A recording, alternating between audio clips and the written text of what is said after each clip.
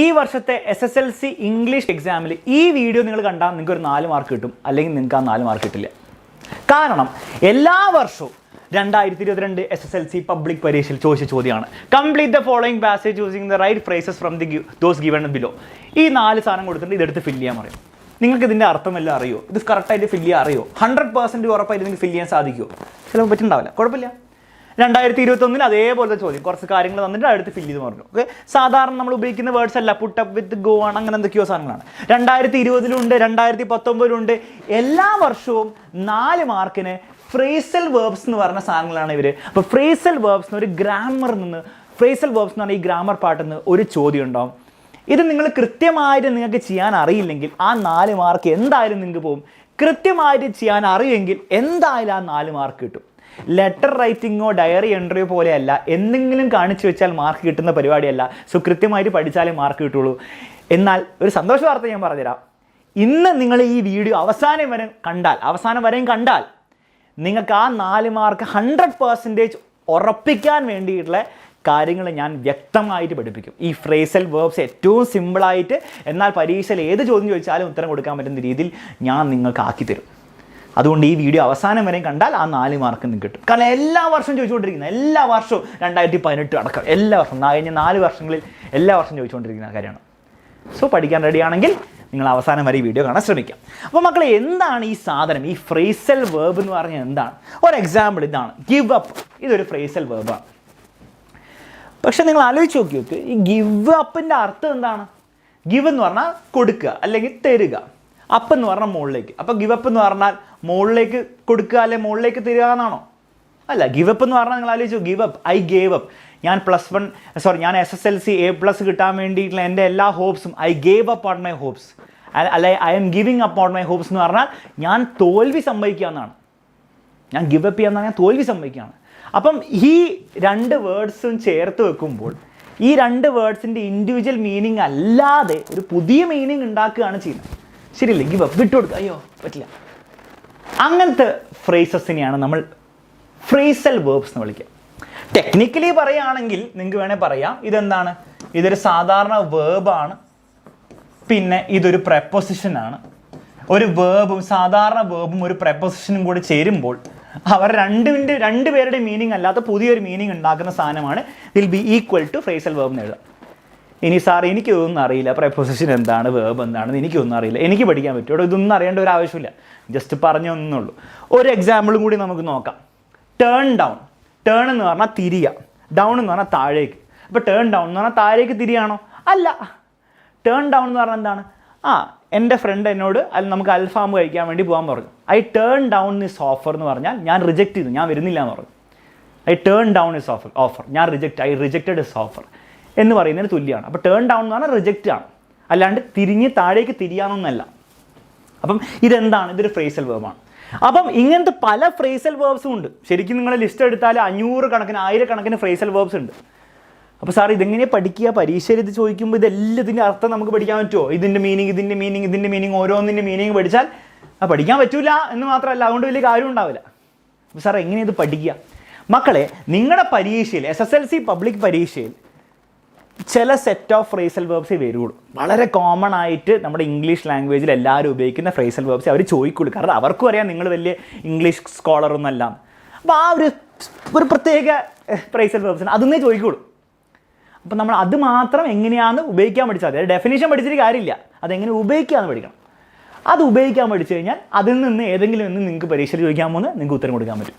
അത് നിങ്ങൾക്ക് വേണ്ടി ഞാൻ റെഡിയാക്കി തരാം. അതിന് നമുക്ക് ഓരോരോ ചോദ്യങ്ങളിലും കൂടി നമുക്ക് ഓരോരോ ഫ്രേസൽ വേർബ്സ് പഠിക്കാം. അപ്പോൾ നിങ്ങൾ എൻ്റെ കൂടെ നമുക്കൊരു ജേർണിക്ക് പോവാം, ഒരു യാത്രയ്ക്ക് പോവാം, ഫ്രേസൽ വേർബ്സ് പഠിക്കാനുള്ള യാത്ര.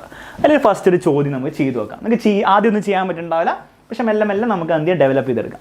Mother rejected the children's request for going out. Finally they were allowed to play within the compound. അപ്പോൾ ആദ്യം മദർ റിജക്റ്റ് ചെയ്തു റിക്വസ്റ്റ്. കുട്ടികൾ ചോദിച്ചു കളിക്കാൻ പോട്ടെ, നമ്മൾ സമ്മതിച്ചില്ല.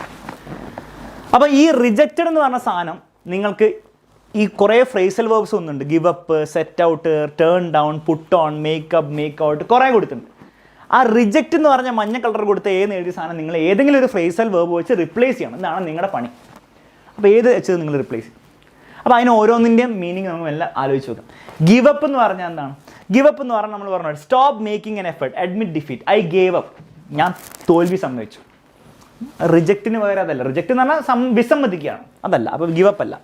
പിന്നെ സെറ്റ് ഔട്ട് ആണോ? സെറ്റ് ഔട്ട് എന്ന് പറഞ്ഞാൽ begin a journey, I set out to the school, ഞാൻ സ്കൂളിലേക്ക് ഇറങ്ങി പുറപ്പെട്ടു. അപ്പോൾ അതല്ല. ടേൺ ഡൗൺ ആണോ? ടേൺ ഡൗൺ എന്ന് പറഞ്ഞാൽ റിജക്ട് സംതിങ് ആണ്. അപ്പോൾ നമ്മൾ പറയണം ദ മദർ റിജക്റ്റഡ് എന്ന് പറയാൻ നമുക്ക് ഉപയോഗിക്കാൻ പറ്റിയ ഫ്രേസൽ വെർബ് എന്നാണ് ടേൺ ഡൗൺ ആണ്. അപ്പോൾ ടേൺ ഡൗൺ ഉപയോഗിക്കുക. അപ്പോൾ മദർ ടേൺ ഡൗൺ ഓഫർ എന്ന് പറഞ്ഞാൽ പോരാ, റിജക്റ്റിൻ്റെ പാസ്റ്റ് ടെൻസ് അല്ലേ ഇവിടെ ഉപയോഗിക്കുന്നത്, റിജക്റ്റഡ് അല്ലേ. അപ്പോൾ നമ്മൾ ടേൺ ഡൗണിൻ്റെ പാസ്റ്റ് ടെൻസ് ഉപയോഗിക്കണം. So A will be turned down, the mother turn down. Turn down അല്ല, ടേൺഡ് ഡൗൺ എന്നാൽ പാസ്റ്റ് ടെൻസിലാണല്ലേ. മദർ റിജക്റ്റ് ചെയ്തു, റിജക്റ്റഡ്, ടേൺ ഡൗൺ പാസ്റ്റ് ടെൻസിലേക്ക് ആക്കിയാൽ മതി ഇത് സംതിങ്. അപ്പോൾ ടേൺ ഡൗൺ എന്ന് പറഞ്ഞാൽ റിജക്റ്റഡ് ആണെന്നുള്ള കാര്യം ഓർത്ത്, mother turn down. Okay. The children's request for going out, finally they were allowed to play within the compound. They started to play hide and seek. സ്റ്റാർട്ടഡിന് എന്താണ്? ദേ സെറ്റ് ഔട്ട് എന്ന് പറയാം, to begin a journey. Journey ആവണമെന്നില്ല, to start something. അപ്പോൾ set out വേണം ഉപയോഗിക്കാം. So they started എന്ന് പറയാൻ നമുക്ക് പറയാം they set out. They set out. Okay, they set out to play hide and seek. Okay. Ravi hid in a shed. Ravi ഒരു ഷെഡിൽ പോയി ഒളിച്ചിരുന്നു. And could not understand what was happening on stage. അപ്പോൾ understand നമ്മൾ റിപ്ലേസ് ചെയ്യണം. Give up പറ്റില്ല. Give up എന്ന് പറഞ്ഞാൽ വിട്ടുകൊടുത്തു എന്നാണ്. സെറ്റ് ഔട്ട് എന്ന് പറഞ്ഞാൽ നമ്മൾ ഓൾറെഡി യൂസ് ചെയ്തു. ടേൺ ഡൗൺ എന്ന് പറഞ്ഞാൽ റിജക്റ്റ് ആണ്.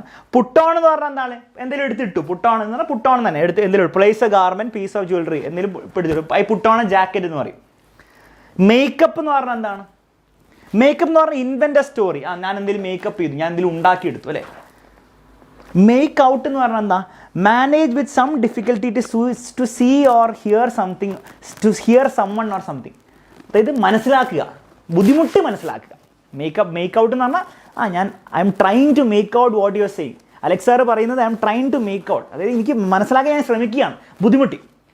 അപ്പം ആലോചിച്ച് നോക്കി. He could not understand, he could not make out. Understand, make out. Okay, simple. അപ്പം മനസ്സിലാകണ്ട, മെല്ലെ മെല്ലെ മനസ്സിലായിക്കോളൂ നിങ്ങൾക്ക്. He could not make out. Make out എന്ന് പറഞ്ഞാൽ ബുദ്ധിമുട്ടി മനസ്സിലാക്കാം. ഹി കുഡ് നോട്ട് ബുദ്ധിമുട്ടി മനസ്സിലാക്കൽ, he could not understand. Okay. What was happening outside? When he came out, the other children had abandoned. Abandoned എന്താ ഉപയോഗിക്കുക? Abandoned hide and seek and had started a game. അവർ ആ കളി നിർത്തി, അവർ ആ കളി give up ചെയ്തു എന്ന് പറഞ്ഞൂടെ, give up. So they had abandon. ഇനി ശ്രദ്ധിക്കണം, ഹാഡ് അബാൻഡൺ എന്ന് വരുന്നു. അപ്പോൾ ഹാഡിൻ്റെ കൂടെ ഗിവ് അപ്പ് ആണോ വരിക, അതിൻ്റെ പാസ്റ്റ് ടെൻസായി ഗേവ് അപ്പ് ആണോ വരിക, അല്ലെ അതിൻ്റെ മുൻപായി ഗിവൺ അപ്പ് ഉണ്ട്. അപ്പോൾ ഹാഡോ ഹാവോ വന്നു കഴിഞ്ഞാൽ നമ്മൾ വേർബിൻ്റെ മൂന്നാമത്തെ വേർഷൻ ഉപയോഗിക്കണം. ഗിവ്, ഗേവ്, മൂന്നാമത്തെ വേർഷൻ ഗിവൺ ആണ്. അപ്പം നിങ്ങൾ അത് എഴുതി അങ്ങനെ ചെയ്തില്ലെങ്കിലും കുഴപ്പമൊന്നുമില്ല, പരീക്ഷ മാർക്ക് കിട്ടും. പക്ഷേ അതാണ് കറക്റ്റ് രീതി. Had given up. അവരെന്താണ്? തോൽവി സമ്മതിച്ചു. തോൽവി സമ്മതിച്ചല്ലേ അത് നിർത്തി വെച്ച് പോയി. Had given up. ഗിവൺ ഉപയോഗിക്കാൻ കാരണം ഇന്നുകൊണ്ട് give up sir had give up എന്ന് ഉപയോഗിക്കുന്നതിന് തെറ്റെന്താണ്? തെറ്റാണത്. മാർക്ക് കിട്ടിക്കോളൂ, പരീക്ഷയിൽ മാർക്ക് കിട്ടിക്കോളൂ, നിങ്ങൾ കറക്റ്റ് ഉപയോഗിച്ചാൽ മതി. പക്ഷേ ഹാഡോ ഹാവോ വന്നു കഴിഞ്ഞാൽ നമ്മൾ വേർബിൻ്റെ മൂന്നാമത്തെ ഫോം ഉപയോഗിക്കണം. ഇപ്പോൾ ഗിവ്, ഗെയ്വ് ആണ് രണ്ടാമത്തെ ഫോം, മൂന്നാമത്തെ ഫോമാണ് ഗിവൺ. ഓക്കെ, ക്ലിയർ ആണല്ലോ? ശരി. ഇപ്പോൾ ഫോർ എക്സാമ്പിൾ ഫോർഗിവ്, നമ്മൾ ഫോർഗിവ് എന്ന് പറയും അല്ലേ, നമ്മൾ എന്താ ക്ഷമിച്ചു എന്ന് പറയും. ഫോർഗിവ് രണ്ടാമത്തെ ഫോം എന്താ? ഫോർഗേവ്. ഞാൻ ഫോർഗിവ് ചെയ്തു, ഓൾറെഡി ചെയ്തു, പാസ്റ്റ് ടെൻസിലാണ് ഫോർഗേവ് എന്ന് പറയും. മൂന്നാമത്തെ വേർഷനാണ് ഫോർഗിവൺ. ക്ലിയർ ആണല്ലോ? ശരി. I have forgiven him, I had forgiven him, I ഹാവോ ഹാഡോ വരുമ്പോൾ മൂന്നാമത്തെ വേർഷൻ ഉപയോഗിക്കും. അപ്പോൾ ഈ ഒരു ചോദ്യത്തിന് നമുക്ക് ഇത്രയെങ്കിലും മീനിങ്സ് കിട്ടി. ഇനി നമുക്ക് 2-3 ചോദ്യങ്ങൾ ചെയ്താൽ എല്ലാം കിട്ടിക്കോളും നിങ്ങൾക്ക്. ഓക്കെ, 2 ചോദ്യങ്ങളോട് ഇതുപോലെ ചെയ്യാം. ഓക്കെ, അപ്പോൾ ഇപ്പോൾ എനിക്കറിയാം നിങ്ങൾക്ക് പലർക്കും സാർ ഇത് എനിക്ക് ഇങ്ങോട്ട് കിട്ടുന്നില്ല എന്ന് തോന്നുന്നുണ്ടോ? മെല്ലെ മതി. നമുക്ക് ഓരോരോ ചോദ്യങ്ങൾ ചെയ്ത് ഓരോന്ന് പഠിച്ചെടുക്കണം. കാരണം ഓരോന്ന് പഠിച്ചെടുത്താലേ പരീക്ഷയിൽ ഇത് തന്നെ വരും, ഇത് തന്നെയാണ് വരാൻ പോകുന്നത്. അപ്പോൾ നിങ്ങൾക്ക് ചെയ്യാൻ പറ്റുള്ളൂ. ഓക്കെ, ഒരു ചോദ്യം കൂടി ചെയ്തു. അപ്പോൾ നിങ്ങൾ ഈ ചോദ്യങ്ങൾ നിങ്ങൾ വീഡിയോ ഒന്ന് പോസ് ചെയ്തിട്ട് നിങ്ങൾക്ക് ചെയ്യാൻ പറ്റുമോ എന്ന് നിങ്ങൾ ട്രൈ ചെയ്യാം. ട്രൈ ചെയ്താൽ അത് കിട്ടിയില്ലെങ്കിൽ കുഴപ്പമില്ല. Replace the underline expression with phrasal verbs given in the practice. ഇത്രയും ഫ്രേസൽ വെർബ്സ് കൊടുത്തിട്ട് അതിൻ്റെ മീനിങ് ഒക്കെ ഞാൻ കൊടുത്തിട്ടുണ്ട്. മക്കളെ ഈ ക്ലാസ്സിന് നോട്ട്സ് കിട്ടാൻ വേണ്ടി ഞാൻ ജസ്റ്റ് ഡിസ്ക്രിപ്ഷനിൽ ഒരു ഡ്രൈവിൻ്റെ ലിങ്ക് കൊടുത്തിട്ടുണ്ട്. ആ ഡ്രൈവിൻ്റെ ലിങ്കിൽ ആ നോട്ട്സ് കിട്ടും. സോ നിങ്ങൾ ഡൗൺലോഡ് ചെയ്തെടുക്കാം. കാരണം ഇതൊക്കെ യൂസ്ഫുൾ ആയിരിക്കും നിങ്ങളുടെ പരീക്ഷയ്ക്ക്. ഓക്കെ, അപ്പോൾ ഇത് ചെയ്ത് നോക്കുക.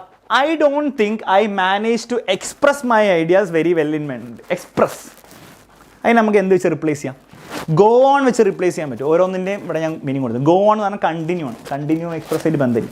കോളോൺ എന്ന് പറഞ്ഞാൽ വിളിക്കുകയല്ല, ഫോൺ വിളിക്കുകയല്ല, വിസിറ്റ് സമ്മൺ, ആരെങ്കിലും സന്ദർശിക്കുകയാണ്. പുട്ട് ഓൺ എന്ന് പറഞ്ഞാൽ എടുത്തിടുക, നമുക്ക് അറിയാതല്ല. Put across, communicate something effectively, express. അപ്പോൾ എക്സ്പ്രസ്സിന് പകരം ഉപയോഗിക്കാവുന്ന സാധനമാണ് പുട്ട് അക്രോസ്. അപ്പോൾ I don't think I manage to put across. അപ്പോൾ ഇനി മുതൽ പുട്ട് അക്രോസ് എന്ന് കാണുമ്പോൾ നിങ്ങൾ മനസ്സിലാക്കണം, എക്സ്പ്രസ് അഥവാ കമ്മ്യൂണിക്കേറ്റ് ചെയ്യുക. I put across my point very well. ഞാൻ എൻ്റെ പോയിന്റ്, എനിക്ക് പറയാനുള്ള പോയിന്റ് ഞാൻ നന്നായിട്ട് കമ്മ്യൂണിക്കേറ്റ് ചെയ്തു, എക്സ്പ്രസ് ചെയ്തു. He wore his new bag, അവൻ എടുത്തിട്ടു. അത് നമുക്കറിയാലോ, പുട്ട് ഓൺ. നമ്മൾ നേരത്തെ കണ്ടിട്ടുണ്ടായിരുന്നു, put on place a garment or place of jewellery. അതെ പുട്ട് ഓൺ, ഞാൻ എടുത്തിട്ടു. Okay, put on. സിമ്പിൾ, ബുദ്ധിമുട്ടൊന്നുമില്ല. I thought we must visit my mother on my May. വിസിറ്റിന് വരെ നമ്മൾ ഓൾറെഡി കണ്ടിട്ടുണ്ടായിരുന്നു, call on. Okay, call on എന്ന് പറഞ്ഞാൽ അപ്പോൾ തെറ്റിദ്ധരിക്കരുത്, വിളിക്കുകയല്ല, ഇത് ഇടയ്ക്കിടയ്ക്ക് പരീക്ഷ ചോദിക്കുന്നതാണ്, വിസിറ്റ് ചെയ്യുക. So I thought V might visit, V might call on, V might call on my mother on our way. I've got some gifts for her. Call on, visit. ട്ടോ.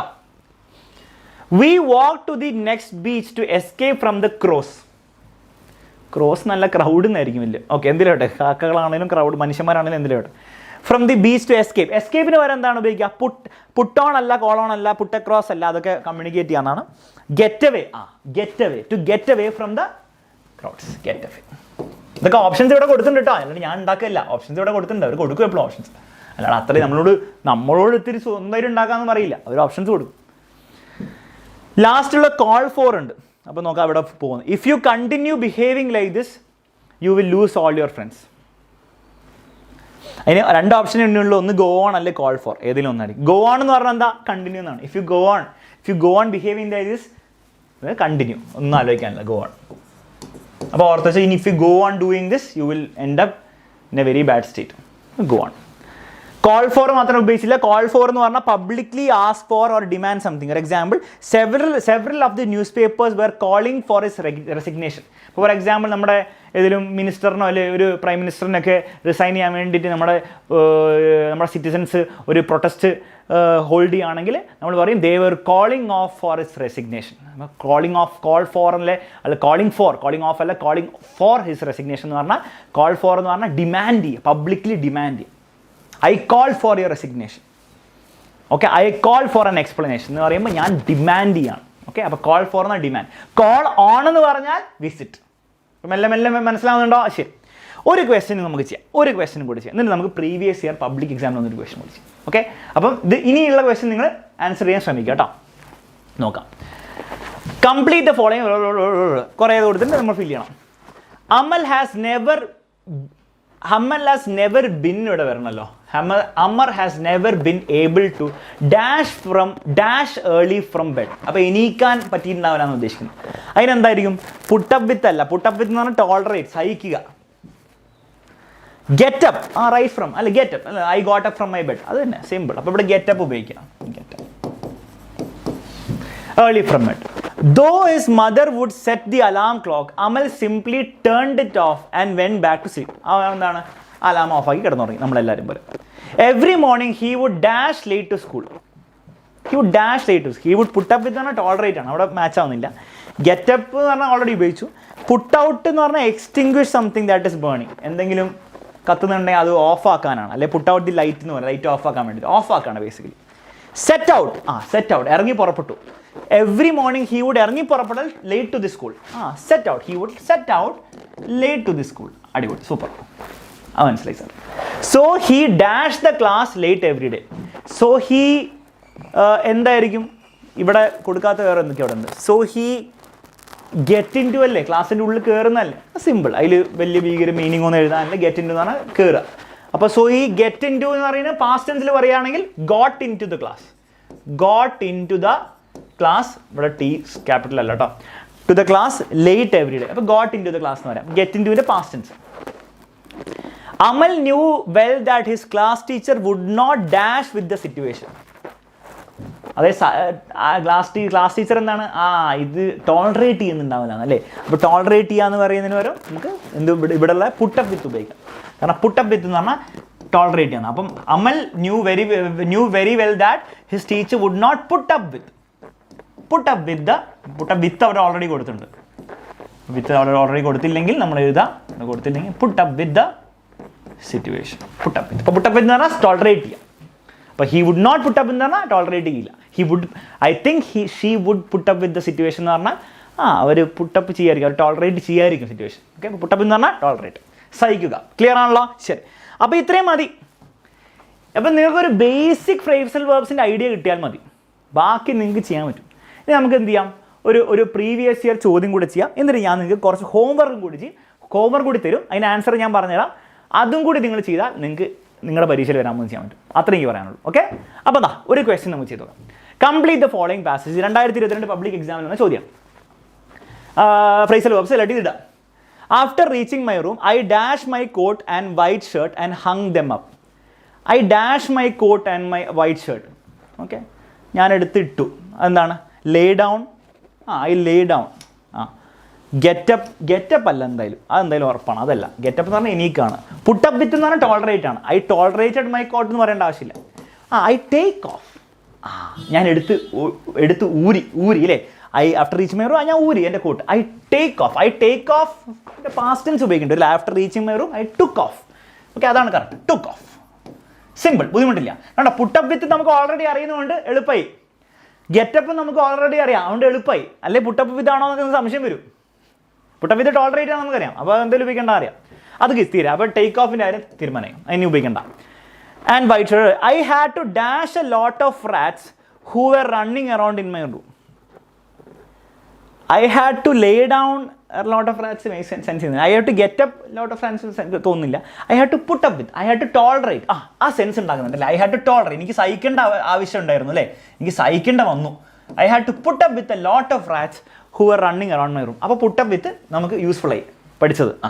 ഇങ്ങനെയാണ് പരീക്ഷയിൽ യൂസ്ഫുൾ ആവാൻ പോകുന്നത്. ഏതെങ്കിലും ഒന്നൊക്കെ യൂസ്ഫുൾ ആവുമായിരിക്കും, പക്ഷെ അത് മതി നിങ്ങൾക്ക്, കാരണം നിങ്ങൾക്ക് ഉറപ്പാണ് അത് അവിടെ വരുള്ളൂ. I dashed but I could not sleep. I lay down.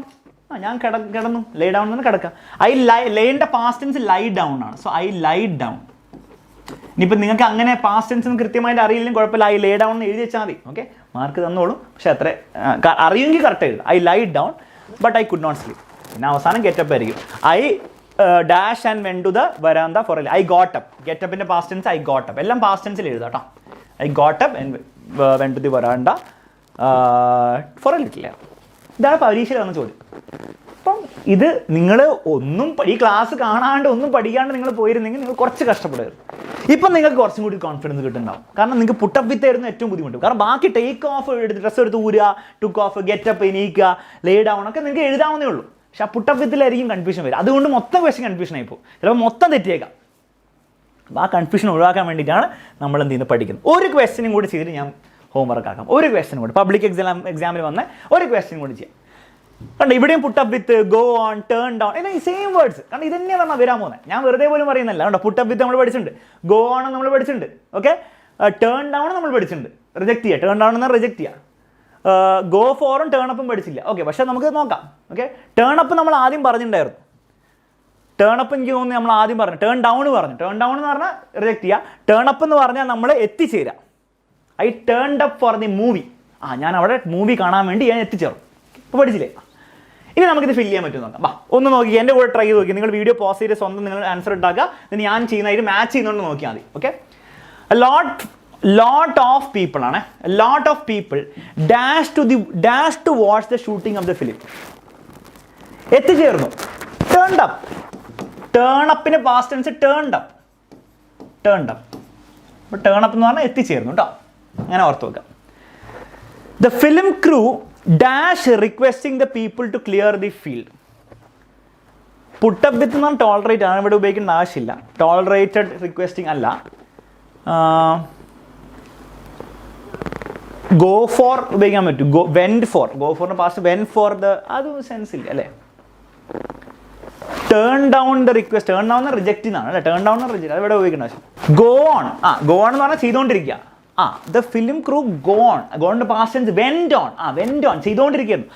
They went on requesting the people to clear the field. Make sense.